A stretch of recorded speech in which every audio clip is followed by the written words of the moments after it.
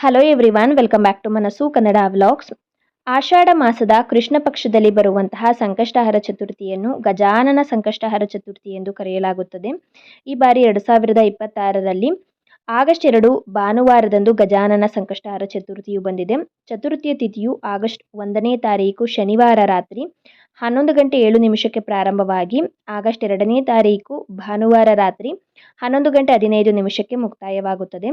ಸಂಕಷ್ಟಹರ ಚತುರ್ಥಿಯ ದಿನಕ್ಕೆ ಚಂದ್ರೋದಯದ ಸಮಯವನ್ನು ಗಣನೆಗೆ ತೆಗೆದುಕೊಳ್ಳಬೇಕು. ಹಾಗಾಗಿ ಆಗಸ್ಟ್ 2 ಭಾನುವಾರ ಈ ಬಾರಿ ಗಜಾನನ ಸಂಕಷ್ಟಹರ ಚತುರ್ಥಿಯ ಆಚರಣೆಯನ್ನು ಮಾಡಬೇಕು. ಈ ಗಜಾನನ ಸಂಕಷ್ಟಹರ ಚತುರ್ಥಿಯ ದಿನದಂದು ಮನೆಯಲ್ಲಿ ಗಣೇಶನ ಪೂಜೆಯನ್ನು ಹೇಗೆ ಮಾಡಬೇಕು, ಹಾಗೆಯೇ ಉಪವಾಸದ ಆಚರಣೆಯನ್ನು ಹೇಗೆ ಮಾಡಬೇಕು, ಉಪವಾಸವನ್ನು ಹೇಗೆ ಮುಕ್ತಾಯ ಮಾಡಬೇಕು, ಜೊತೆಗೆ ಗಣಪತಿ ಪೂಜೆಯನ್ನು ಮನೆಯಲ್ಲಿ ಯಾವ ಒಂದು ಶುಭ ಸಮಯದಲ್ಲಿ ಮಾಡಬೇಕು ಆ ದಿನ ಅನ್ನುವ ಸಂಪೂರ್ಣ ಮಾಹಿತಿಯನ್ನು ಇವತ್ತಿನ ವಿಡಿಯೋದಲ್ಲಿ ತಿಳಿದುಕೊಳ್ಳೋಣ. ಹಾಗೆಯೇ ಚಂದ್ರೋದಯದ ಸಮಯವನ್ನು ಕೂಡ ತಿಳಿದುಕೊಳ್ಳೋಣ.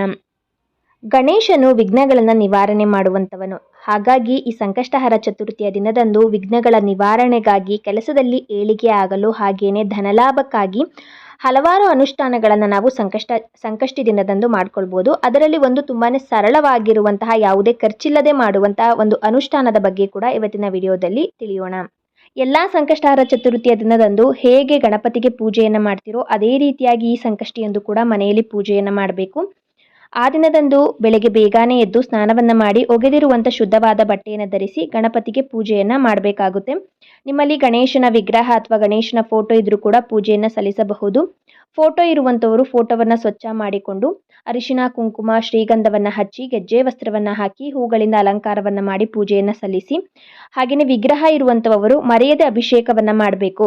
ಪಂಚಾಮೃತದಿಂದ ಅಭಿಷೇಕವನ್ನು ಮಾಡಿ 5 ವಸ್ತುಗಳು ಅಥವಾ 9 ವಸ್ತುಗಳಿಂದ ಅಭಿಷೇಕವನ್ನು ಗಣಪತಿಯ ವಿಗ್ರಹಕ್ಕೆ ಮಾಡಿ, ನಂತರ ಗಣಪತಿಯ ವಿಗ್ರಹವನ್ನು ನೀರಿನಿಂದ ತೊಳೆದು ಒಂದು ಬಟ್ಟೆಯಿಂದ ಚೆನ್ನಾಗಿ ಒರೆಸಿ, ನಂತರ ನೀವು ಶ್ರೀಗಂಧ, ಅರಿಶಿಣ, ಕುಂಕುಮವನ್ನು ಹಾಕಿ, ಗೆಜ್ಜೆ ವಸ್ತ್ರವನ್ನು ಹಾಕಿ, ಅಂಗ್ನೂಲನ್ನು ಹಾಕಿ ನೀವು ಹೂಗಳಿಂದ ಅಲಂಕಾರವನ್ನು ಮಾಡಿ ನೈವೇದ್ಯವನ್ನು ಅರ್ಪಿಸಿ ಪೂಜೆಯನ್ನು ಸಲ್ಲಿಸಬೇಕಾಗುತ್ತೆ.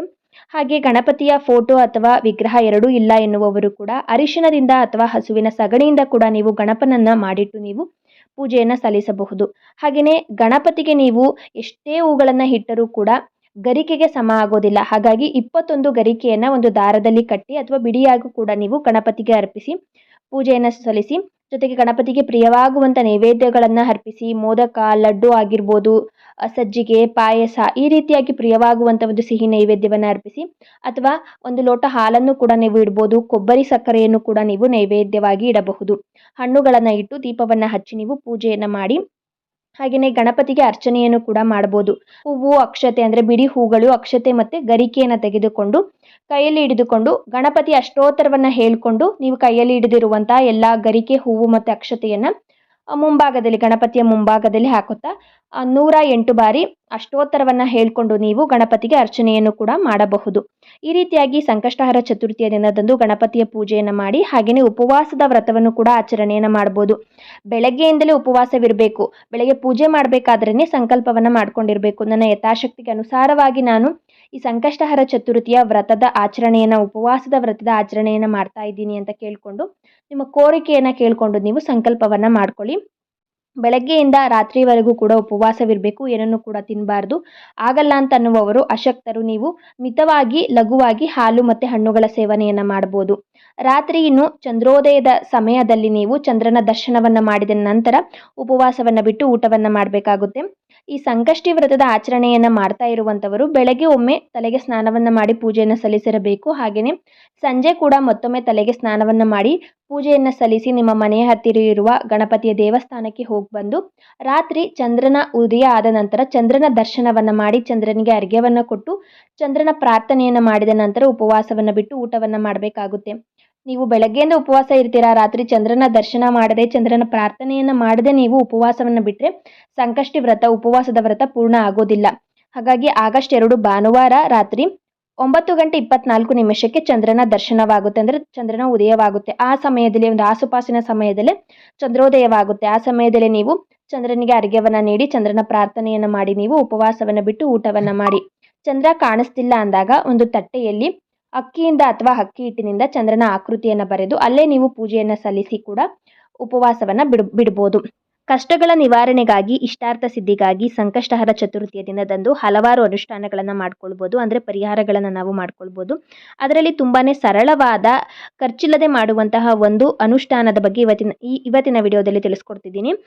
ಏನೆಂದರೆ ಬಿಳಿ ಎಳ್ಳಿನಿಂದ ಈ ಒಂದು ಅನುಷ್ಠಾನವನ್ನು ಮಾಡುವಂಥದ್ದು. ಸಂಕಷ್ಟಹರ ಚತುರ್ಥಿ ದಿನ ನೀವು ಪೂಜೆಯನ್ನು ಮಾಡ್ತಿರ್ಬೇಕಾದ್ರೆ, ಪೂಜೆ ಮಾಡೋದಕ್ಕಿಂತ ಮುಂಚಿತವಾಗಿಯೇ ಪೂಜೆಗೆಲ್ಲ ಸಿದ್ಧತೆಯನ್ನು ಮಾಡ್ಕೊಂಡಿರ್ತೀರಲ್ಲ, ಆಗ ಒಂದು ತಾಮ್ರದ ಲೋಟದಲ್ಲಿ 2 ಸ್ಪೂನಷ್ಟು ಬಿಳಿ ಎಳ್ಳನ್ನು ಹಾಕಿ, ಕಪ್ಪು ಎಳ್ಳನ್ನು ಹಾಕಬೇಡಿ, ಬಿಳಿ ಎಳ್ಳನ್ನು ಹಾಕಿ, ಹಾಗೆಯೇ 3/4 ಭಾಗ ಒಂದು ಶುದ್ಧವಾದ ನೀರನ್ನು ಹಾಕಿ, ನೀವು ಗಣಪತಿಯನ್ನು ಪೂಜೆಯನ್ನು ಮಾಡ್ತಿರಲ್ಲ ಅಲ್ಲಿ ಒಂದು ಜಾಗದಲ್ಲಿ ಅದನ್ನು ಇಟ್ಬಿಡಿ. ನಂತರ ನೀವು ದೀಪವನ್ನು ಹಚ್ಚಿ ಪೂಜೆಯನ್ನು ಸಲ್ಲಿಸಿ ನಿಮ್ಮ ಕೋರಿಕೆ ಏನಿದೆಯೋ ಎಲ್ಲವನ್ನು ಕೂಡ ಕೇಳ್ಕೊಳ್ಳಿ. ನಂತರ ಅದನ್ನು ಮಾರನೇ ದಿವಸ ಆ ಲೋಟದಲ್ಲಿ ಬಿಳಿ ಎಳ್ಳು ಹಾಗೇ ಇರಲಿ, ರಾತ್ರಿ ಪೂರ್ತಿ ಅದು ಸಂಕಷ್ಟಹರ ಚತುರ್ಥಿ ದಿನ ಹಾಗೇ ಇರಲಿ. ಮಾರನೇ ದಿನ ಬೆಳಗ್ಗೆ ನೀವು ಆ ತಾಮ್ರದ ಲೋಟದಲ್ಲಿರುವ ನೀರು ಮತ್ತು ಬಿಳಿ ಎಳ್ಳನ್ನು ಹಾಗೆ ತೆಗೆದುಕೊಂಡು ಹೋಗಿ ಯಾವುದಾದರೂ ಒಂದು ಮರ ಅಥವಾ ಗಿಡದ ಬುಡದಲ್ಲಿ ಹಾಕಬೇಕು. ಯಾರು ತುಳಿಬಾರ್ದು ಅಂತ ಜಾಗದಲ್ಲಿ ಹಾಕಬೇಕು. ನಿಮ್ಮ ಮನೆಯಲ್ಲೇ ಗಿಡ ಅಥವಾ ಯಾವುದಾದ್ರೂ ಮರ ಇದೆ ಅಂತ ಹೇಳಿ ಅದಕ್ಕೆ ಹಾಕಬೇಡಿ. ನಿಮ್ಮ ಮನೆಯ ಆವರಣದಲ್ಲಿ ಅದನ್ನು ಹಾಕಬೇಡಿ. ರೋಡಲ್ಲಿ ಎಷ್ಟೊಂದು ಮರಗಳು ಗಿಡಗಳು ಇರ್ತಾವಲ್ಲ, ಅಲ್ಲಿ ತಗೊಂಡೋಗಿ ಆ ನೀರನ್ನು, ಬಿಳಿ ಎಳ್ಳಿನ ಸಮೇತವಾಗಿ ಆ ನೀರನ್ನು ಹಾಗೆ ಹಾಕಿ ಬನ್ನಿ.